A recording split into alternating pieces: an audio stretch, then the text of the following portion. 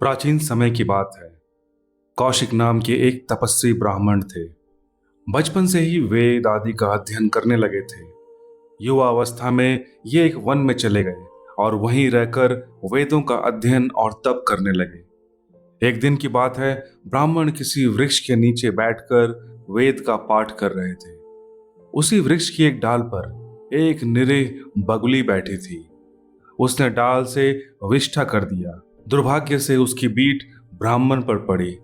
Beat पड़ते ही ब्राह्मण देव तिलमिला उठे और क्रोध भरी दृष्टि से ऊपर की ओर देखा।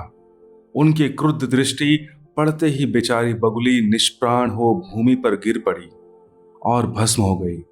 बगुली की दुर्दशा देखकर ब्राह्मण को बड़ा दुख हुआ और वे पश्चाताप भी करने लगे।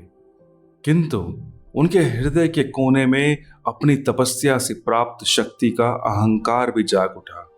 फिर भी बगुले की अनिष्ट हो जाने के कारण ब्राह्मण दुखी थे और पश्चाताप कर रहे थे। इसी उधेड़ बुन में लगे दैनिक कर्मों से निपटकर वे पास के नगर में भिक्षा मांगने गए। एक गृहस्थ के द्वार पर जाकर उन्होंने आवाज लगाई, माई भिक्षा दे। भीतर से एक महिला का स्वर आया, ठहरो बाबा, भिक्षा लाती हूं। ब्राह्मण ठहर गए। कुछ समय बीता, किंतु न तो कोई भिक्षा लेकर आया और न ही किसी ने कुछ उत्तर दिया। लगभग एक घड़ी और बीत गई, किंतु न तो भिक्षा आई न ही उत्तर। अब ब्राह्मण का धैर्य छूट गया। पश्चाताप के कारण क्रोध के घोड़े पर लगी संयम की लगाम छूट गई। उनके मन में क्रोध की अग्नि पुनः भभक उठी। ज्ञान के बदले पुनः तप का अहंकार ब्राह्मण के अंतःकरण में जाग उठा। वे सोचने लगे, यह मूर्ख गृहिणी मेरे तप के प्रताप को नहीं जानती। आज मैं उसे दिखा दूंगा कि ब्राह्मण के तप में कितना बल होता है। उसे मैं बता दूंगा कि ब्राह्मण के अपमान का क्या फल होता है। ब्राह्मण इस उधेड़बुन में लगे ही थे कि द्वार खुला और एक महिला ने अत्यंत ही विनीत स्वर में निवेदन किया, ब्राह्मण देव, भिक्षा लीजिए। भिक्षा पात्र आगे बढ़ाने के स्थान पर ब्राह्मण ने कुपित स्वर से कहा, गृहिणी, तुम्हारा यह कैसा व्यवहार। ब्राह्मण को भिक्षा के लिए रोककर 2 घड़ी तक तुमने उसे द्वार पर खड़ा रखा और उसकी सूध भी न ली।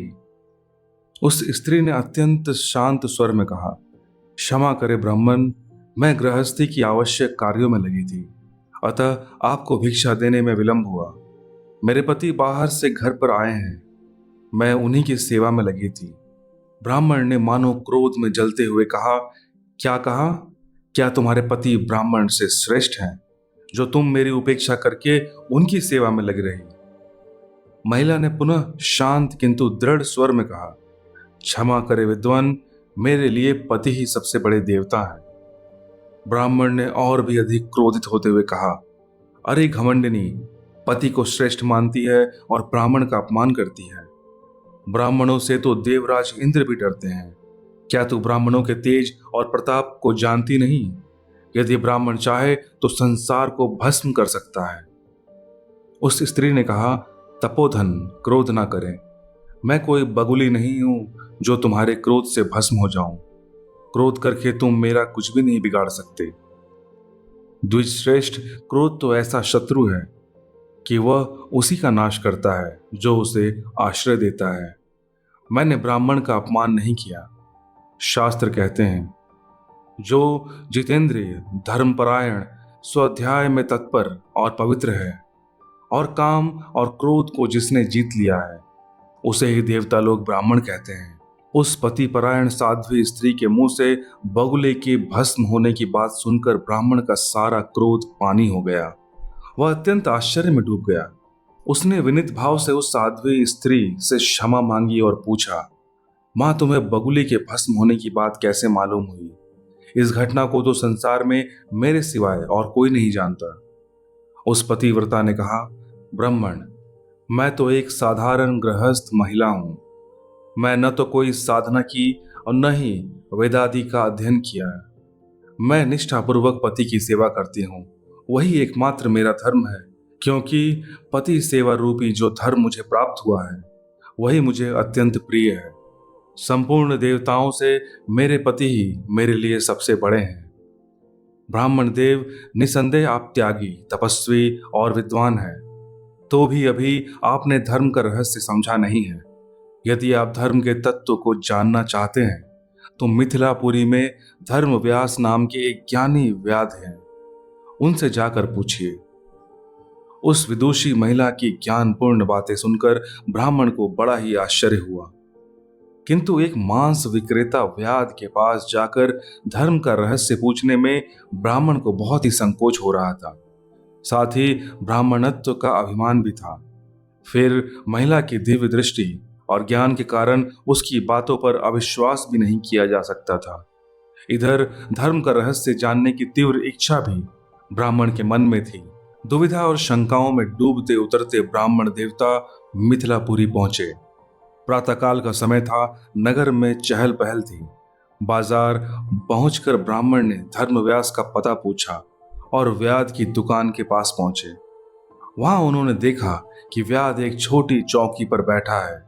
उसके सामने भैंसे, सूअर आदि मृत पशुओं का शव पड़ा है। वह उनमें से मांस के लोथड़े काट काट कर ग्राहकों को दे रहे हैं। वह विभत्स दृश्य देखकर ब्राह्मण को बड़ी घृणा हुई। वे एक और एकांत में जाकर खड़े हो गए। थोड़ी देर में व्याध अपनी चौकी से उठकर ब्राह्मण के पास आया और विनय पूर्वक प्रणाम करके उनसे कहा, ब्राह्मण, मैं जानता हूं आपको उस पतिव्रता महिला ने मेरे पास धर्म का रहस्य पूछने के लिए भेजा है। मैं यह भी जानता हूं कि मेरा यह कृत्य देखकर आपको घृणा हो रही है, किंतु आप थोड़ी देर यहां प्रतीक्षा करें, फिर कृपा पूर्वक मेरे घर चलिए, वहीं धर्म की चर्चा होगी। ब्राह्मण के लिए यह दूसरी अद्भुत घटना थी। वह सोच रहे थे कि इस व्याध को यह कैसे मालूम हो गया कि मुझे उसी सती ने भेजा है। काम समाप्त करके व्याध ने ब्राह्मण से कहा, चलिए, अपनी चरण धूलि से मेरा घर पवित्र कीजिए। उसके घर पहुंचकर ब्राह्मण ने देखा कि वहां अत्यंत ही साफ सुथरा एक छोटा सा घर है। प्रत्येक वस्तु स्वच्छ और पवित्र है। देव को अर्पित किए हुए चंदन, धूप आदि की सुगंध चारों ओर फैली है। व्याध ने ब्राह्मण को बैठने के लिए एक स्वच्छ आसन दिया। बैठते हुए ब्राह्मण ने कहा, हे व्याध, मांस बेचने का यह घोर कर्म निश्चय ही तुम्हारे योग्य नहीं है। तुम इसे त्याग दो। तुम्हारे इस घोर कर्म से मुझे बड़ा संताप हो रहा है। व्याध ने उत्तर दिया, ब्राह्मण, यह कार्य मेरे बाप दादों के समय से होता चला आ रहा है। मेरे कुल के लिए जो उचित है वही धंधा मैंने अपनाया है। मैं अपने धर्म का ही पालन कर रहा हूं, अतः आप मुझ पर रुष्ट ना हो। मैं जो कर्म कर रहा हूं निसंदेह वह घोर कर्म है, किंतु ब्राह्मण, मैं इस दोष के निवारण के लिए यत्न कर रहा हूं। मैं अपना स्वधर्म समझकर इस कार्य को छोड़ नहीं सकता। पहले से मेरे पूर्वज ऐसा करते आए हैं। यह समझकर मैं इसी कर्म से जीवन निर्वाह कर रहा हूं। अपने कर्म का परित्याग करने वाले को यहां अधर्म की प्राप्ति होती देखी जाती है। जो अपने कर्म में तत्पर है वस्तुतः उसी का बर्ताव धर्मपूर्ण है। यह निश्चित सिद्धांत है। फिर भी जो व्यक्ति अपने पूर्व कर्मों के कारण इस समय क्रूर कर्म में लगा है, उसे सदा यह सोचते रहना चाहिए कि मैं किस प्रकार इस घोर कर्म से छुटकारा पा सकता हूं। निरंतर इस प्रकार सद्विचार करने से मनुष्य अवश्य ही उस क्रूर कर्म से छुटकारा पा जाता है। अपने कर्म में रत व्यक्ति ही महान यश का भागी होता है। तपोधन, सामाजिक वर्णाश्रम धर्म के अनुसार मैं अपने कुलगत धर्म का पालन कर रहा हूं और व्यक्तिगत वर्णाश्रम धर्म के अनुसार गृहस्थ धर्म में रहकर मैं अपने कर्तव्यों का पालन कर रहा हूं। भगवान माता पिता ही मेरे प्रधान देवता है। जो कुछ देवताओं के लिए करना चाहिए मैं इन्हीं दोनों के लिए करता हूं। मेरे स्त्री पुत्र आदि भी इन्हीं की सेवा शुश्रूषा करते हैं। यही हमारा परम धर्म है। माता पिता की सेवा ही मेरे लिए परम तप है। इस तपस्या के प्रभाव से ही मुझे दिव्य दृष्टि प्राप्त हुई। इसी तप के फलस्वरूप मैंने धर्म के रहस्य को भी समझा। उस पतिव्रता स्त्री को पति सेवा रूपी धर्म के पालन करने के कारण वही फल प्राप्त हुआ जो मुझे माता पिता की सेवा से प्राप्त हुआ, जो कि योगी को योग से और तपस्वी को तप से प्राप्त होता है। कौशिक ब्राह्मण की तरह आज हम में भी अधिकांश लोग ऐसे हैं जो धर्म के रहस्य को नहीं समझ पाते। इसी कारण किसी पूजा विशेष या अनुष्ठान आदि के द्वारा ही ईश्वर प्राप्ति या धर्म लाभ की बात करते हैं। इसी समस्या का समाधान करने के लिए महाभारत में धर्मव्यास की कथा कही गई है। महाभारत की इस कथा में धर्म के व्यवहारिक स्वरूप की चर्चा की गई है। इसमें यह बताया गया है हमारे दैनिक जीवन से, हमारे व्यावसायिक कर्मों से धर्म किस प्रकार संबंधित है, किस प्रकार अपने जीवन के क्रियाकलापों को करते हुए भी हम धर्म लाभ कर सकते हैं।